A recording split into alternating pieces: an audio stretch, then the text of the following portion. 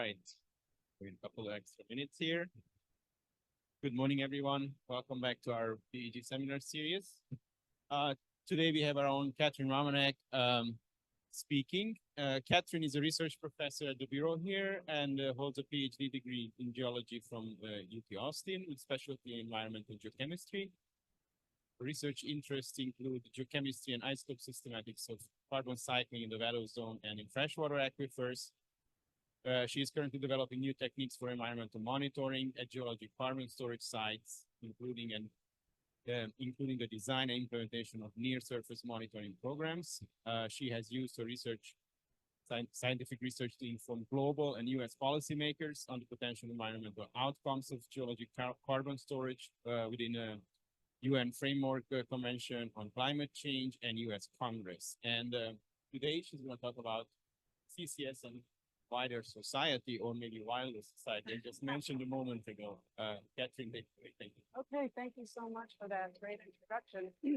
And good morning, everybody. Yeah, so today my talk is not going to be technical in nature, but I'm going to talk about CCS in the wider society.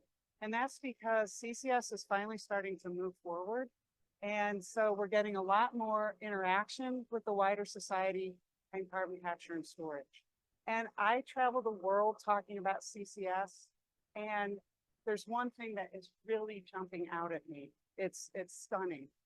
And that is just how much people do not understand CCS. And so today, I'm not going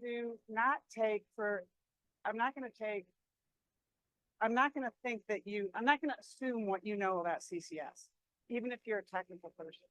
Because even if people are regulators, if they are technical experts, if they're people where CCS projects are moving in, if they're sitting on the board of funding agencies, no matter who you are, what I'm finding is there's a very low understanding of CO2 storage. So today I'm going to talk to you as though you are the wider society, and I'm not going to assume you know anything about CCS. And if this disappoints you and you feel that you're not learning anything, well, maybe you can take some of these points and take them and use them to communicate CCS. I'm an environmental geochemist, and so I talk to people all the time. And it's very hard for them to understand how you put CO2 in a rock. And so what I'm finding is that the wild fantasies that people have about CO2 storage, it's really becoming a problem because now we also have misinformation coming in.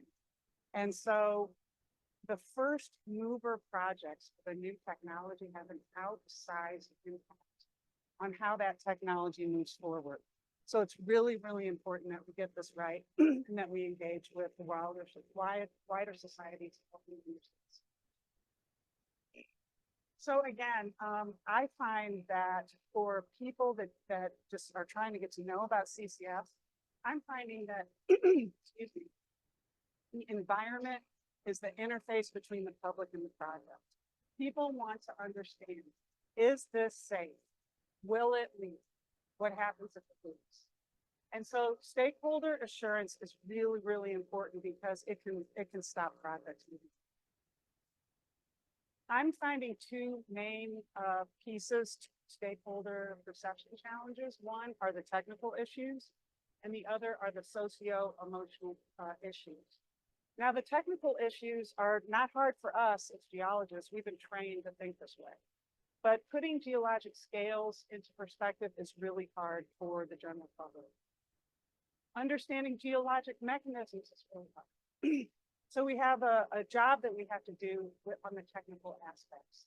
But the socio-emotional issues are almost stronger. If not, and I call this a Hollywood view of risk.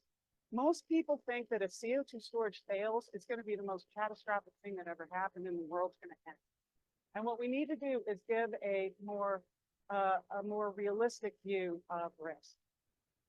And then there's a lack of trust in industry. And I don't blame many of these people for having a lack of trust in industry because there have been environmental, challenges with industry in the past with with industry not being upfront about the environmental challenges. And so this is something that we also have to address with our industry. And then we have this anti-fossil fuels movement where people think that CCS is just a way of continuing fuel fossil fuels.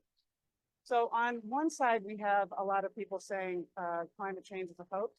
On the other hand, we see climate activists rejecting CCS, thinking that it is just a way of continuing fossil fuels, when in fact, it is not that.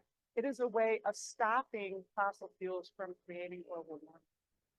And so we are seeing an explosion of misinformation. So not only misunderstanding, but misinformation coming all over the place. We've got these sensationalized headlines about CO2 wells leaking.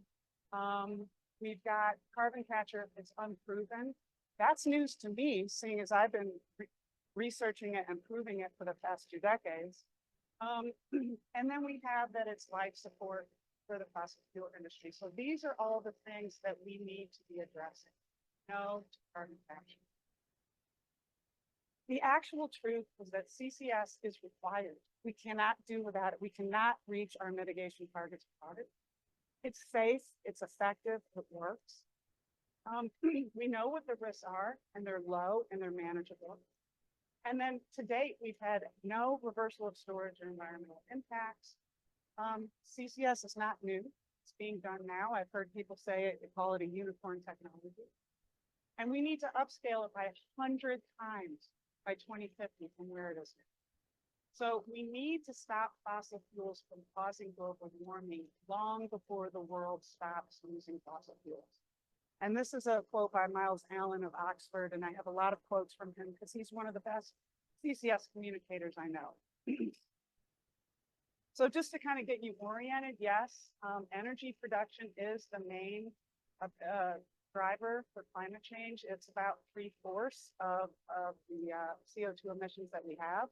And then we have industry, cement, iron and steel, chemical production, waste, and then agriculture, forestry, and land use.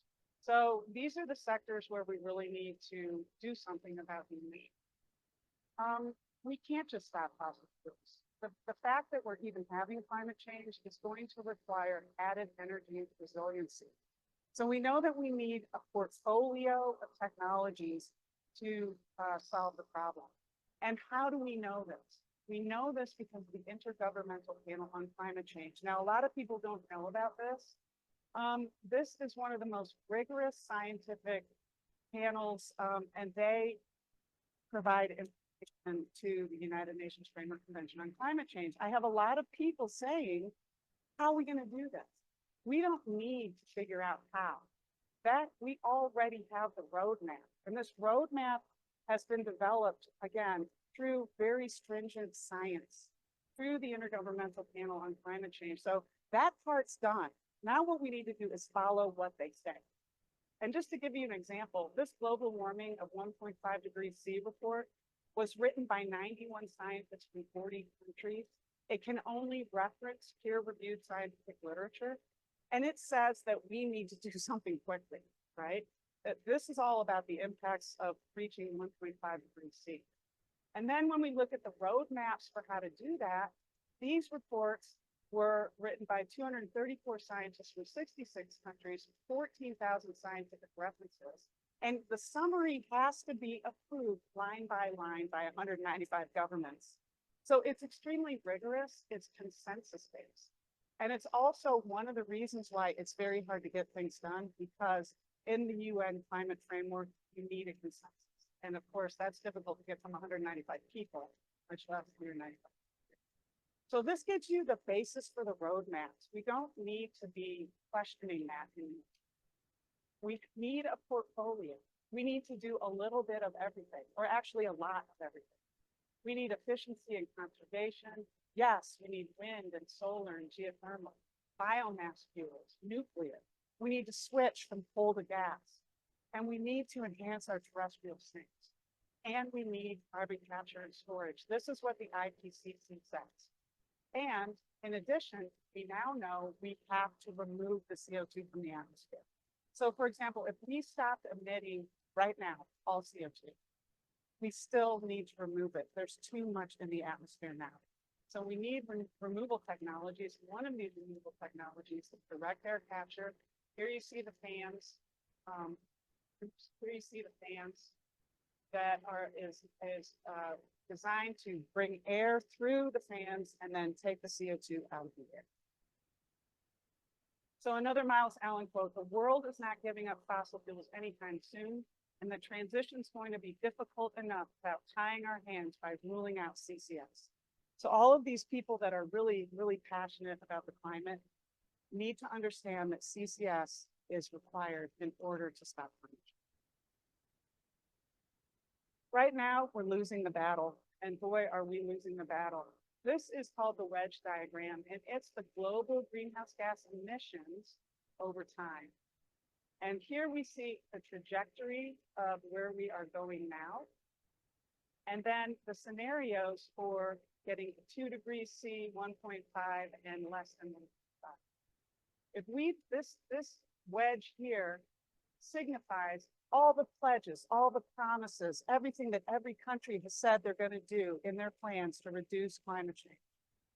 And even if all of those things happened, and they happen now, you see, we are nowhere near. We're headed to about 3 degrees C. So what I'm trying to say is this is urgent. This is an urgent thing, and we need to be working together, not against it. Here's that wedge again, and here's the roadmap for energy.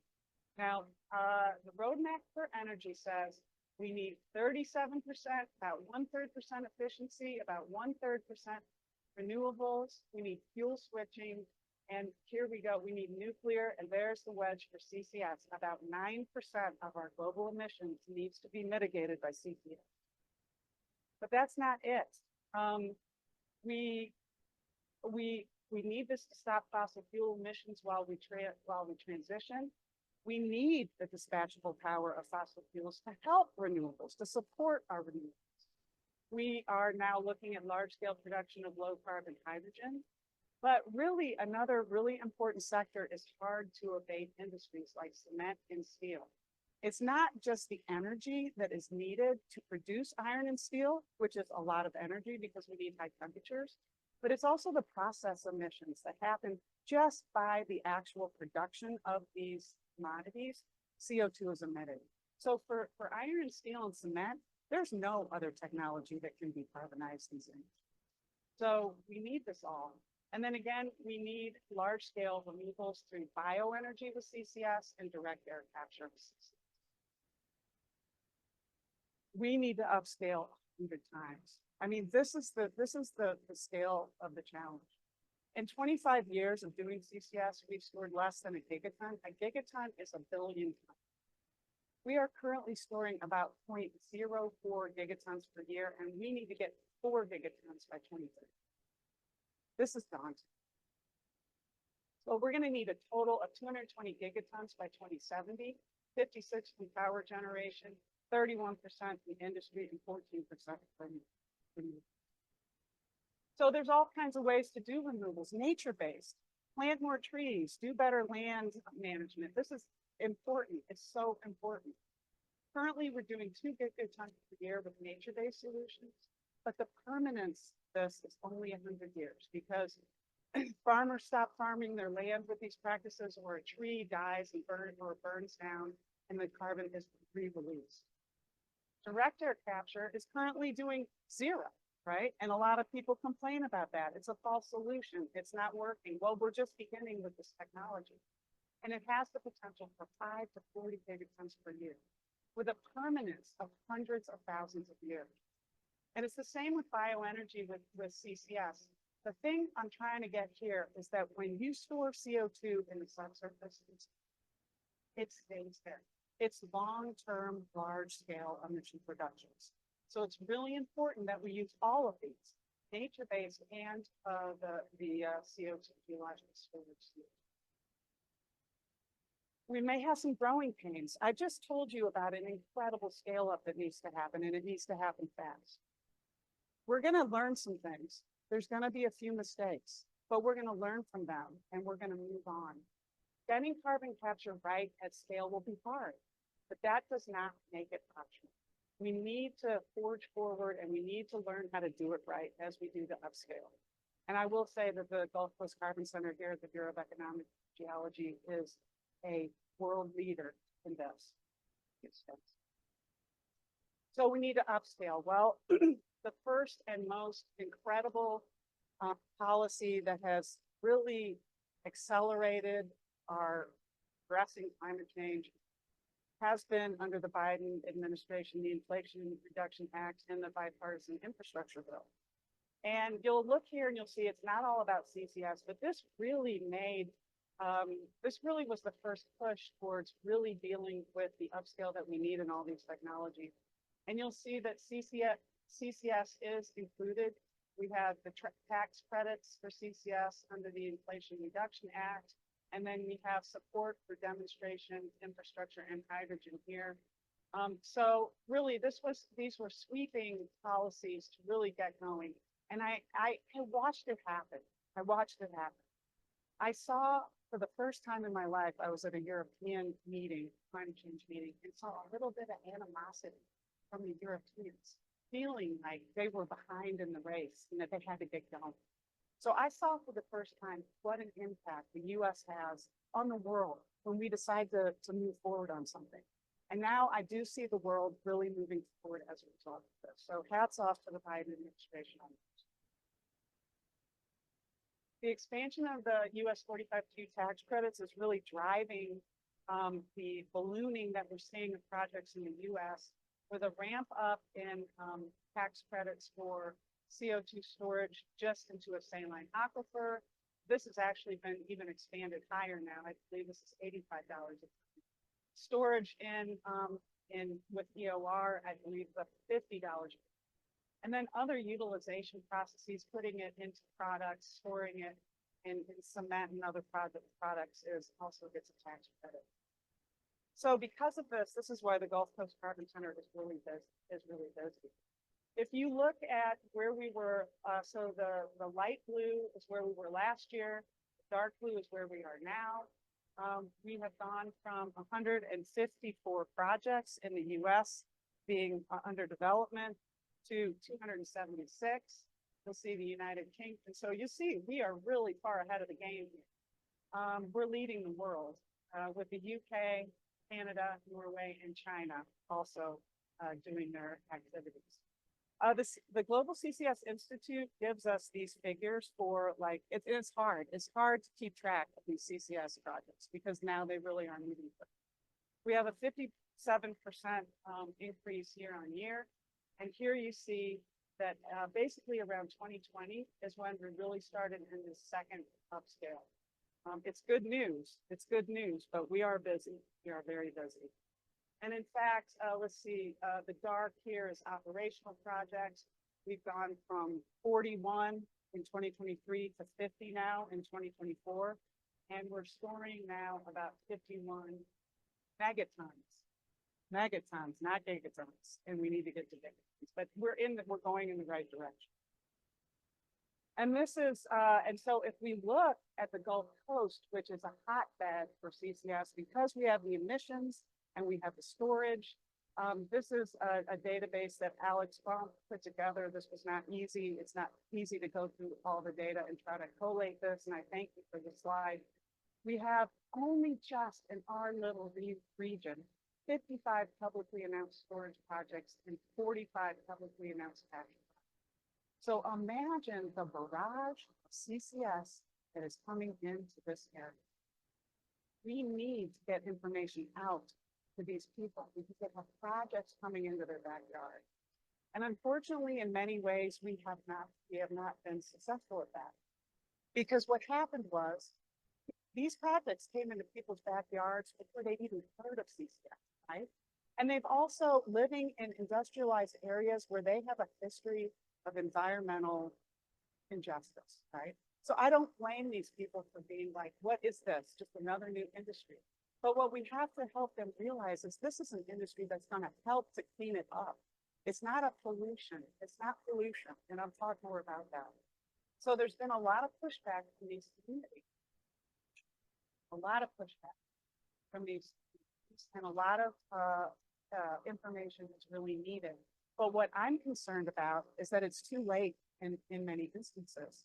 When there's a vacuum of people not understanding the technology, and then you get a group coming in and saying CCS doesn't work, it's not safe, it's dangerous, it's going to pollute our groundwater, then we've almost lost it by then.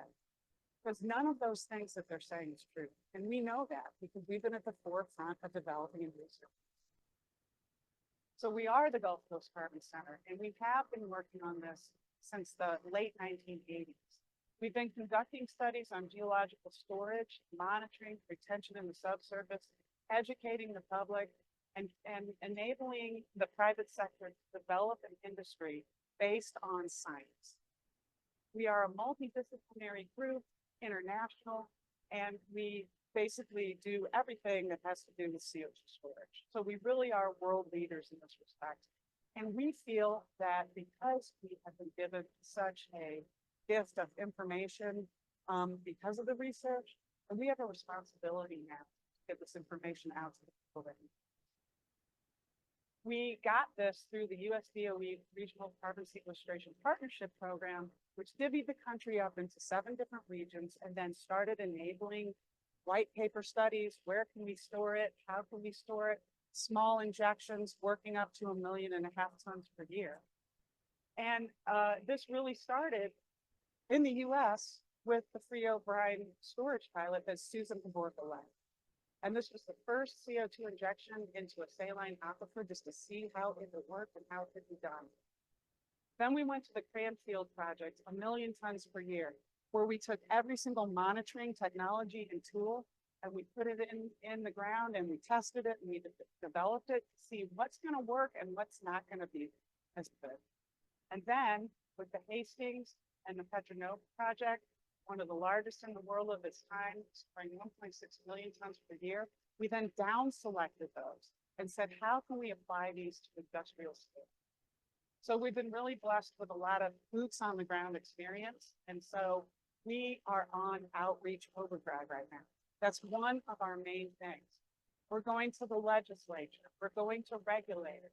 We're going to the international crowd and to developing countries. We're talking at town hall meetings. We're talking to ministers. We're setting up booths. We're doing whatever we can because the wider society needs this. So what is it? Well, CCS, a lot of people don't know this. CCS is a way of stopping large-scale emissions from source industry. Anything that has a flue stack on it, you put capture on it, you scrub that CO2 out of the flue stack, you compress it into a liquid, you transport it to a suitable place, and you inject it for deep permanent geological storage. We can have all kinds of things. Like I said, it can be cement, power, gas, anything with a flue stack. We compress it, and then we put it in, we inject it into the deep subsurface. But there is a problem with this cartoon. And this is one of the reasons why people don't understand CO2 storage. It is the wrong scale. Here is another example. This, if I saw this and I didn't know geology, I would say, oh my God, they're storing, what are they, in a cave? Storing it 3 feet under the soil? What is this? I don't get this. And so we really have to be careful about how we communicate. This is much better scale. This is showing CO2 very deep, very small. And this is way more realistic as to what it is. Here's another way of showing it. First of all, when I tell people it has to be deep, all of a sudden their eyes open. Really, it has to be that deep? Yes, it's that deep. On this side are the sealing layers. On this side are the reservoirs. We have multiple sealing layers, and CO2 likes to be sticky and it reacts out and tightens. So this is how we have to communicate. So CO2 is injected via wells into the pore space at depths greater than 800 meters. It's stored in the pores. People don't understand that. How can it be stored in the pores of the rock? You put the CO2 liquid in, and the brine, salty water goes out of the way, but the CO2 is trapped from rising up by very low permeable porosity above it. And then it is also trapped in the pores. CO2 gets into the pores and it snaps off and it residually traps, and then it dissolves and mineralizes eventually. So this is just another schematic showing that it's in the pores. And normally what we have is literally a rock that's a sandstone and a rock that's a shale and a dropper bottle full of water. And we let them discover for themselves what happens if you put water on this rock. Oh, it sits on the top. What happens if you put water in this one? Discovery for these people to understand CO2. Okay. We know what the risks are. We know that the possible risks are seismicity. We know that we could potentially push CO2 or brine up dip, but really the main risk is, we know it could become a fault, but the main risk is wells.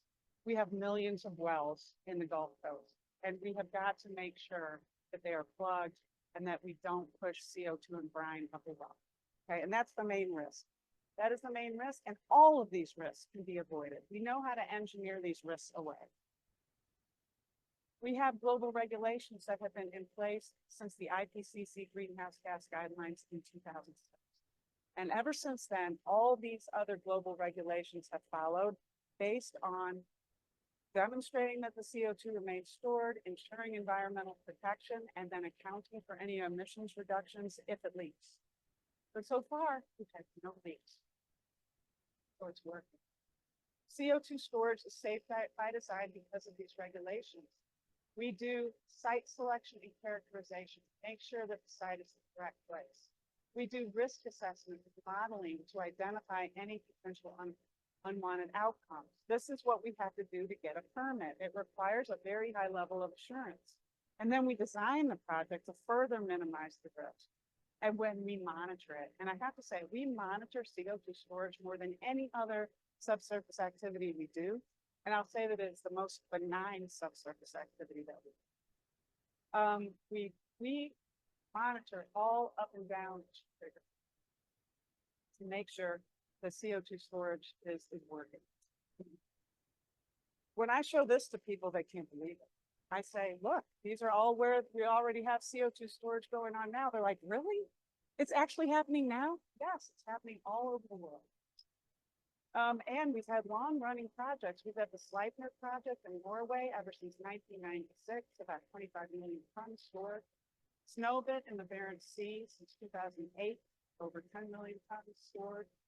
Weyburn, the CO2 EOR in Saskatchewan, over 30 million tons. And the Sacrox CO2 EOR field in West Texas has stored over 80 million tons. Now, this is an interesting place because it literally is the longest running CO2 injection in the world. They have not stopped since 1972. And what's so interesting about this is that if you're doing CO2 EOR, you'd like to put the CO2 in the system, right? Put it down, get the oil out and the CO2, and then you would just keep recycling the CO2. But there's a pipeline that goes all the way from Colorado that supplies this CO2 EOR with CO2. Why would you think they would need an entire pipeline to source the CO2 for this EOR belt? It's because it stays down. They can't get it out even if they wanted to. CO2 is sticky in the subsurface. It likes to stay down there. It does not want it. So with 160 million tons injected, 80 million tons recovered, we can say that 80 million tons is stored down there. Now, that's the first thing I did when I came to the Bureau. Is I said, okay, you're a geochemist, environmental geochemist. Go see if you can find that CO2 in the groundwater. We want to know coming up. We want to know if it's impacting groundwater. And we tried and tried. Becky Smith and I worked on this. We tried and tried and tried. We could not find evidence that that CO2 is in the ground. We can image it. This is the Sleipner plume. This is over time. You can see. We can know exactly where the plume is. This is showing about 20 million tons in the ground. Here's the map view of the Sleipner. And it's basically right now in the subsurface, it's basically covering an area of a little bit more than half of Central Park. So that's how big, and that's green. Okay. How do we know about environmental impacts? These have never leaked. So how do we know? Well, we have been doing shallow controlled releases. So we've had to make a leak happen on purpose. This was one of the first ones, the ZERT controlled release site. Here you can see the trace of a very shallow pipe, not very far down, maybe a few feet down here, where CO2 was bubbled up to see what would the impacts be, how are we going to monitor it, and then scientists from all over the world come and test their technology. We've had two in the offshore, one in Scotland and one at deeper water of the North Sea, to say, again, what would the impacts be if it leaked? Okay, I'm going to talk about that. But one of the biggest concerns people have is the potential of groundwater impacts. Now, I have to tell people, Perrier is not a problem. If we put CO2 in water, what's the big deal? Your water is now worth more. I think you pay more for Perrier than you do for still water, right? But that's not what we're concerned about. We're concerned about the fact that CO2, if it ever made it into groundwater, would decrease the pH and mobilize heavy metals. So we've been putting a lot of our energy into that. And then, of course, there's also brine, which actually what we found is that brine causes more damage to the environment than CO2 does. We took everything we had, laboratory, shallow controlled releases, natural analogs, modeling, everything we could. There's a very large scientific body of evidence on what is the risk of mobilization of metals in groundwater, and it's tiny. Never in any of these experiments did the metals take groundwater out of the drinking water standards. And as fast as they drop in, they drop back out. So we do see that there is a potential for some impact, but it's very small and it's very benign. So this was a win, and we were able to really understand a lot more about the fact that groundwater is not going to be that much of a risk to groundwater. And yet we see the headlines all over the place. It's going to hurt our drinking water. And so as a scientist with science-based information, that is really, that's really difficult for me to do. The effects are spatially limited. Plants and microbes can uptake CO2. Here's another thing. CO2, we have to look at it as a waste, right?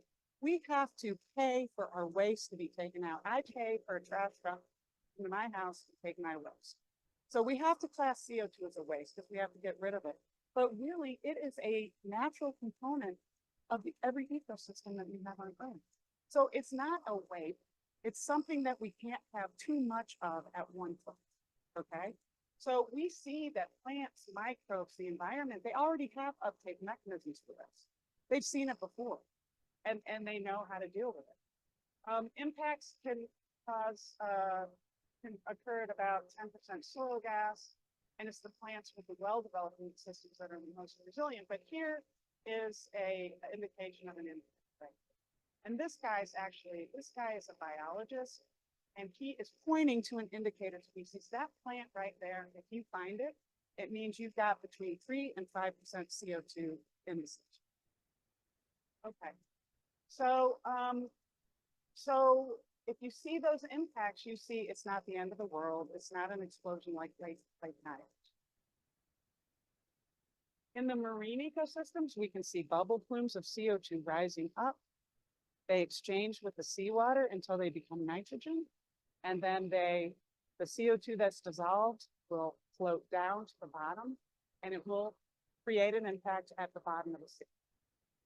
Basically, what we see is most of the organisms that don't like it scatter away.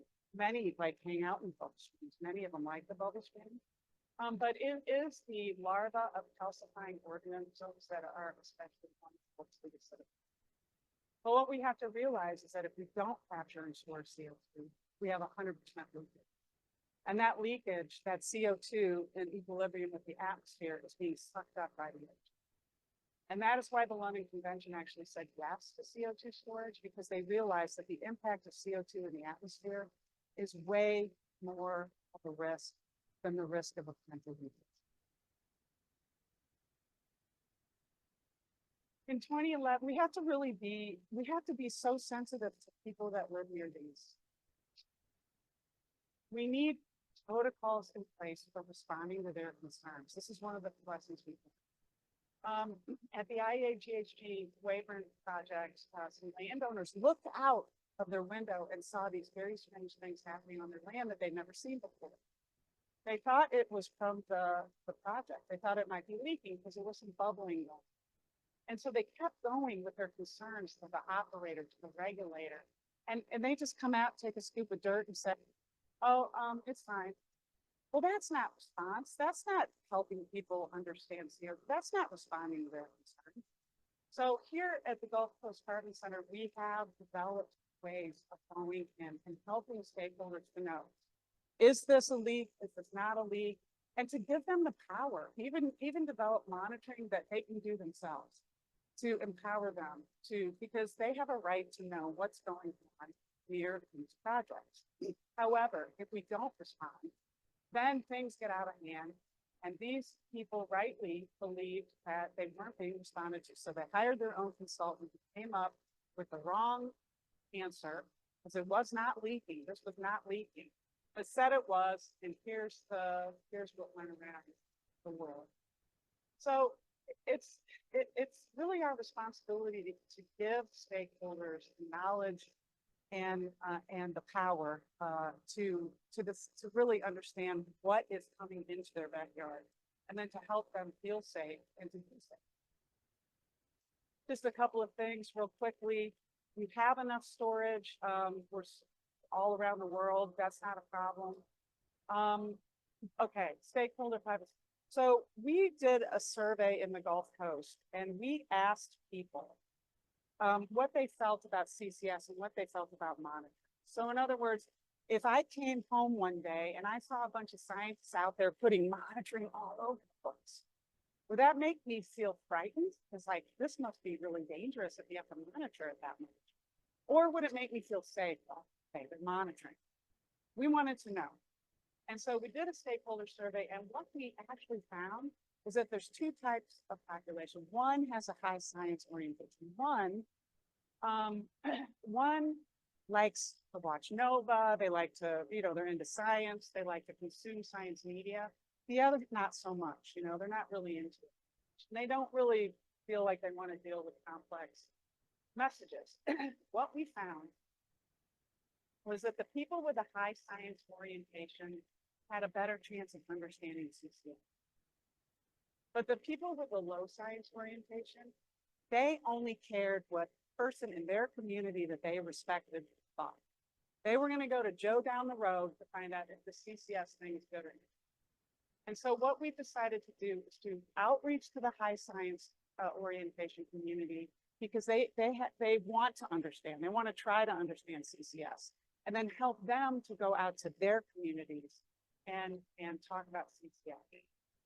So one of the main programs and projects that we have going on right now is called the Tesla CMC project. It's being led by Sue and Angela, and it is really designed to do just that, to take the information that we have been able to understand over the decades at the Gulf Coast Carbon Center, and to give it to local educational institutions all up and down the coast, and to enable them to go out into their communities and then give this information out. It's really critical that people understand. If we are involved in many projects that are being funded by the US DOE, and they require an engagement. And I'm so happy to see this, because I have to tell you, I didn't know how much I didn't know until I had to do it. And so we are learning now how to help these communities, how to make CCS be beneficial. And that's exciting to me. Investing in the American workforce, helping communities, working with them to engage them in the planning of their community. Diversity, equity, and inclusion, understanding how we can make this technology more accessible to everyone. And then trying to make sure that the benefits of the project benefit the community. We're learning. Ramon Gill does a lot of work in the space for the Gulf Coast Carbon Center. There are tools that we can go in to map these communities, to understand their needs and where they've been, and then start to approach them. We have several different projects on this. And to help really start thinking about how can we create opportunity for these communities and how can they benefit. And I have to say, there wasn't a dry eye in the room when we heard about the Capturing Better Futures initiative at one of the last DOE meetings, where Vernon Travis of the Vernon Parish School Board hooked up with the Association of Plumbers and Pipe Fitters to make a program for some of these young people in these communities to gain a trade around CCS. Help them stay in their communities instead of having to go outside for employment.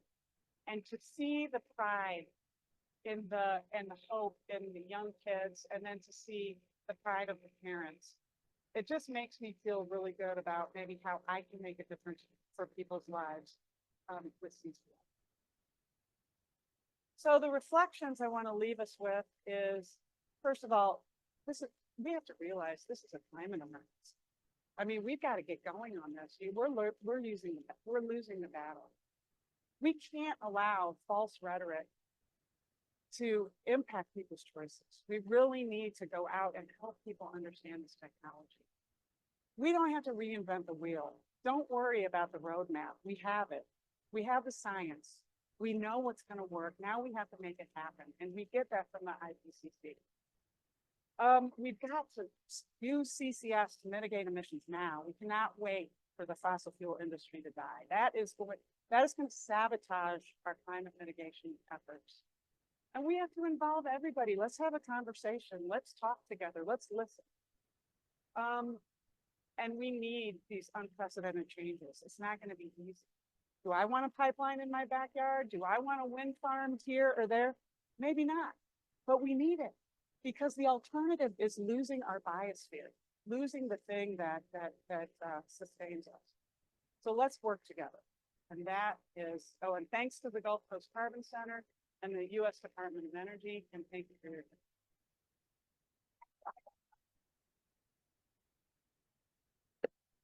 Thank you, Katherine. Very interesting talk. If you have any questions online, you can raise your hand or type your questions in, and we have time for questions. We're gonna open the floor right here. Thank you, Katherine, for the presentation. I have a question. I know that in the US we have the tax credits, the 45Q, but how is this financed in other countries in the world? Like, is this done by regulations? How is the trend? How do you see the trend in the future? Because what I know is that we don't have right now, like, this is gonna be difficult if we don't have a unified regulation worldwide. So how do you see that happening in the future? Perfect question. Thank you for that. So you may have realized that in the US right now, it's all about tax incentives. And I know a lot of people are not happy about that because they don't want to pay for this. And that's not going to go on forever. That's not sustainable forever. We need a carbon tax. We need a price on carbon. We need a cap on carbon. We need policy to do this. That's slow to come. However, in developing countries, the United Nations Framework Convention on Climate Change has the Green Climate Fund. And this fund is for this express reason of funding developing countries' mitigation and adaptation. But this is why I've had this talk, because the people that sit on the board of the Green Climate Fund are also the wider society. And many of them are very, very climate activists, and they subscribe to the idea that CCS is only a fossil fuel enabler. So we have problems getting funding for CCS through the Green Fund. There's development banks, there's all kinds of banks that are available for funding CCS, but they are also the wider society, and we have got to continue to outreach to them. So with our work in Trinidad and Tobago, a small island developing nation, they are the belle of the ball at the United Nations, because they are going to feel the impacts of climate change worse than anybody else. And so the UN seeks to really help them the most. So when we started working with Trinidad and Tobago, they were the perfect ones to open up the Green Climate Fund for CCS funds. Because we absolutely need this to happen. And we just got the first tranche of funding through the readiness funds of the Green Climate Fund. This was huge, this is huge. So now we're working with them to develop a pilot project so that they can keep moving forward. And if we can get Green Climate Fund to fund a pilot project, because they fund millions of dollars in activities, this will be a place that developing countries can start to go. But it's really their governments, their the development banks and things like that that have to fund it. And I will say in Southeast Asia right now, they understand the fact that it's coming. In the UN, mechanism 6.4 and 6.2 of the Paris Agreement are about to be finalized, and they will set up the mechanisms for cross-border trading of CO2 and the financial mechanisms to get this started. And they're aware of that. So they're already, you know, Timor-Leste has a gas field that's almost depleted, and they're looking at turning that around and taking CO2 from Australia. So we're all aware, we're all paused for the economic policies to be put in place, but now we really need that to happen. So that's a perfect question. Thank you. And of course, we're trying to help them as well, figure out how to get funding. That was a long answer, but that was a perfect question. So Great talk, Katherine. Thank you.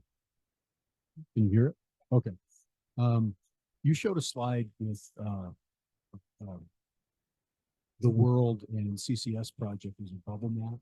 Was there a scale on the bubbles? It looked like there was, and I was just curious, you know, what the relative volumes of CO2 being injected. Yes, definitely. But I have to tell you that the map that I put up there is probably a little bit outdated because things are happening so quickly. It's really difficult to keep. And that's why the GCCSI Global Status Report that anybody can download comes out every year about this time. The 2024 one just came out. And so I would say that right now, probably each well, we can get about 1.5 million tons per well. If we have multiple wells, I think some of the projects are starting to think that they're going to get up to about 6 to 7 to 10 million tons per year using multiple wells. And yeah, so right now, I think most of the CO2 that's being stored is in Norway, the US, and Australia. I've got another one with this kind of shifting. Regarding outreach, who are the groups that people would want that you want to present this talk to? Chambers of Commerce, city councils, I mean, school boards, Everybody. I mean. Here's the thing, I'm not kidding you. It doesn't matter who you are. When I talk to people about carbon capture, what they think it is so wildly wrong that it's almost, I can almost say 3 things to a person. It's deep, it's being done now, and it's new. And they walk away going, oh, I get it now. Yeah. But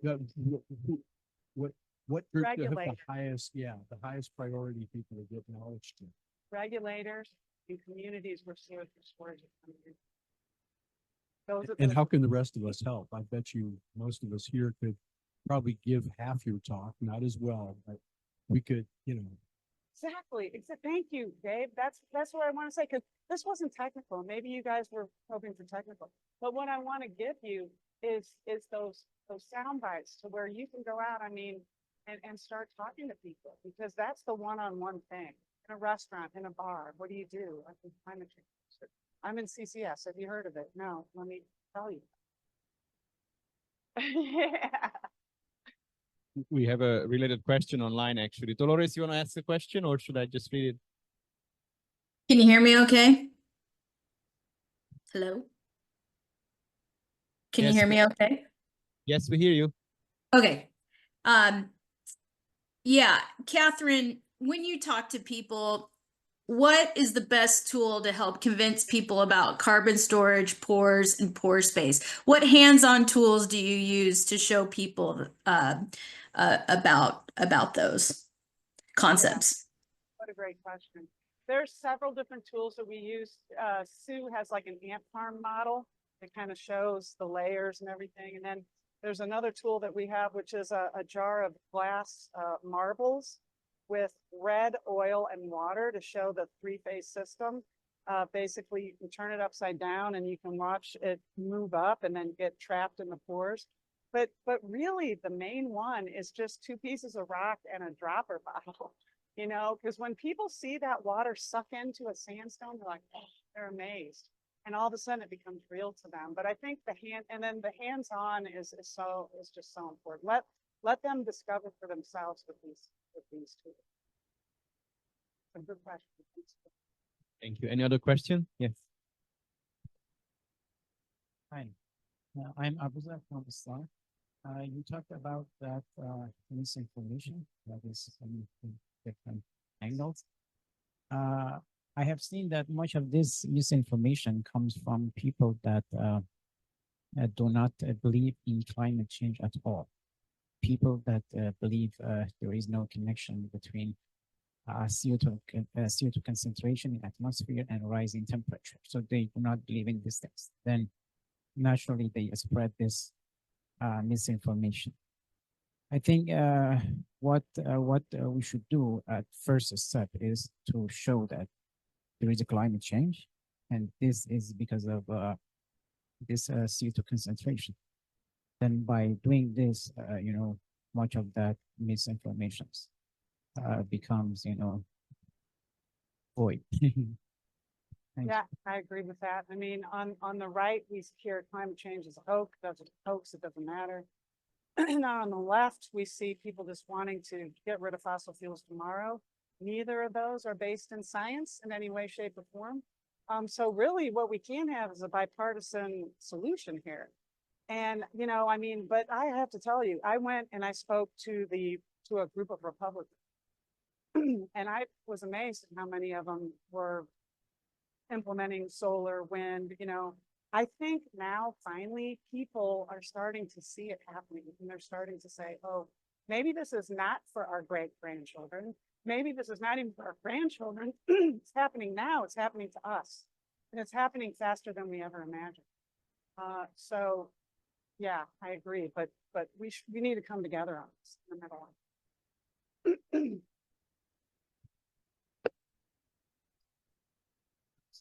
Other place. It's everywhere. I mean, I'll just tell you a quick story. I just went up to a woman and I said, she said, tell me what you not like about carbon capture. And she said, oh, the pollution. All that pollution is going to bring it.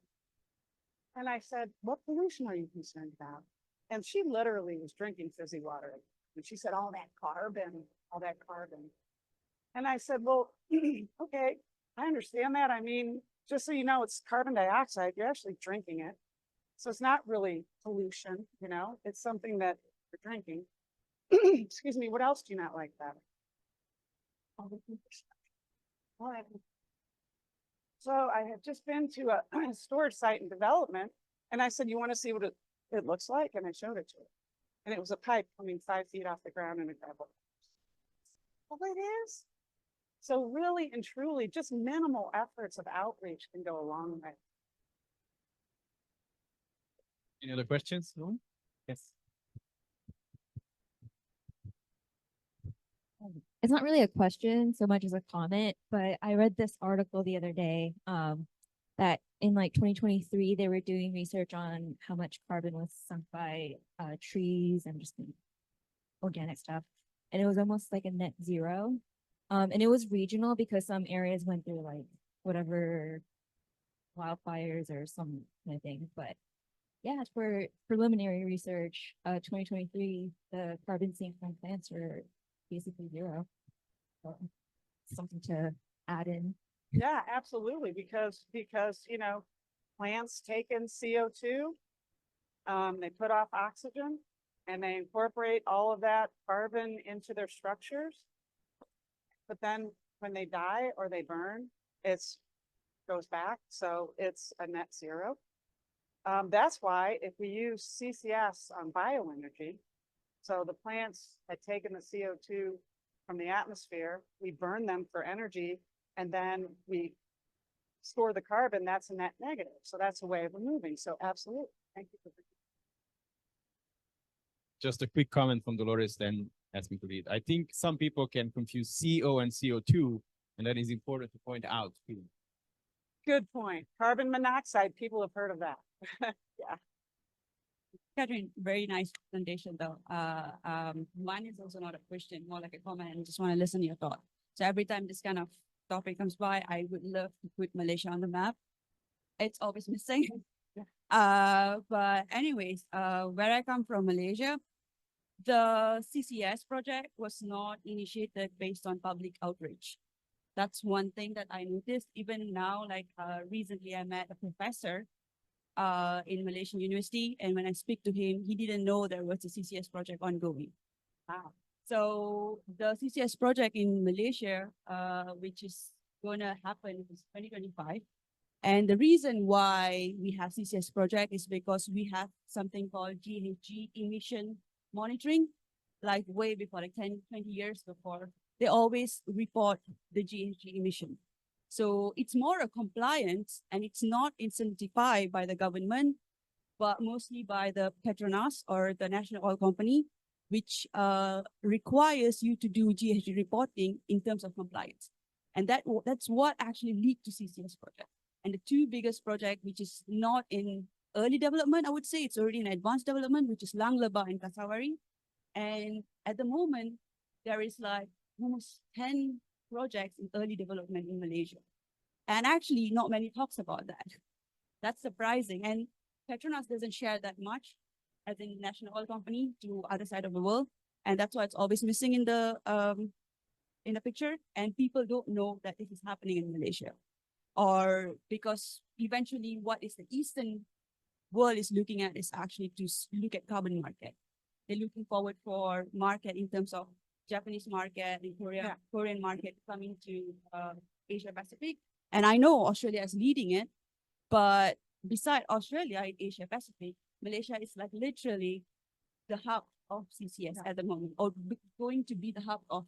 What's your thought on it? Because we never did public outreach at all. Well, I would ask you that because, you know, I mean, it's in a lot of ways, public outreach is regional, it's local. And so that's why a lot of social scientists go in and try to figure out, you know, what's the population here that I'm outreaching. So do you think that's going to be a problem down the line somewhere with people in Malaysia, or do you think they're just going to be happy with it and trust the government and it's not going to be a problem? Yeah. Offshore. We don't have onshore, it's offshore, but still nobody knows about it. Yeah, and that's probably a big reason why. Yeah. Exactly, that it's offshore. And offshore is so different than onshore because there's no not in my backyard. There's still stakeholders, like in Japan, the fishermen own the seabed. So, you know, there's still stakeholders, but maybe that is, but I guess it'll be interesting. I really feel like we need a Got Milk campaign for CCS. Like we need to, at least people hear about it before it comes to their backyard, hear that it's a good thing before it comes to their backyard, before the vacuum of misinformation goes in. So I guess we'll see how that goes, but it's an interesting point. Yeah, because it's not led by the government actually. It's led by a private company. So that's why there's no incentive and there's no tax credit. There's nothing they talk about it. But they know they want to keep. Yeah, when the carbon markets come, they're ready. Absolutely. Thank you. Thank you. More questions? Yeah, it is a comment actually because I think well, I think one of the major problems we have here is funding. Okay, international. It's not as you know, Norway we have this different society. You know, we have a lot of contribution from the government, a lot, and also from Equinor. We go to Malaysia. In Malaysia, we're supporting these spectrums. And I have been into the presentation of the CCUS, the fields that they are accommodating. We go to India, for instance. That is one of the countries that need this more because it's a very high populated country. There is no much help, means support from the government. We went into a conference recently, and basically, you know, the government institutions, they were not there. So they look for funding, they are looking for funding with, private funding or something like this. We go to South America, Latin America, they are far from this. Okay. So, and it's a problem of funding, because for instance, Trinidad, they secure some funding from the climate fund, but the other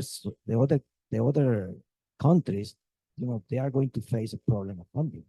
And Brazil is also different in the pack, because Brazil has Petrobras that is supporting all these projects, and it's very accommodated to CCUS. Okay? So the utilization thing is something that is going to be in the developing economies. So I think at the end of the day, it's a problem of funding, because, and here is not a secret that Epson, Chevron, all these major companies are trying to make this thing to work economically.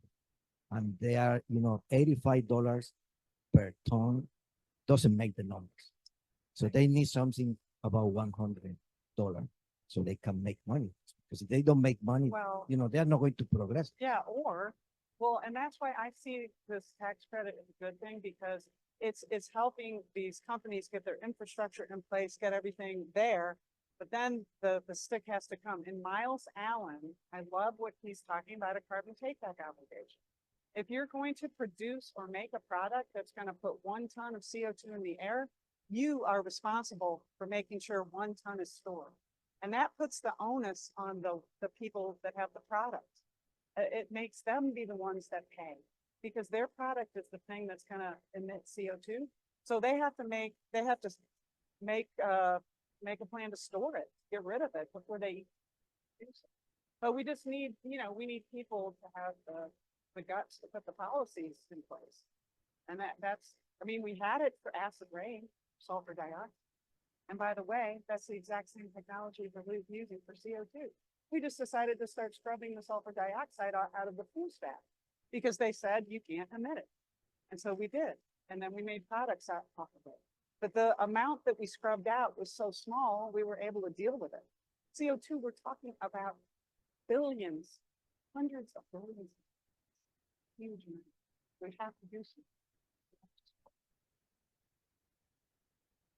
Questions? All right, for questions, let's thank again Katherine for this talk, and see you all next week.